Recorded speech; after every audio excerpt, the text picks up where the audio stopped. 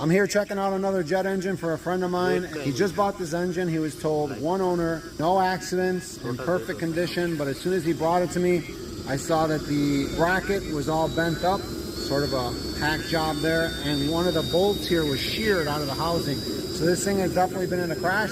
But we're going to start it up and see if it runs okay. See if it got ripped off or not.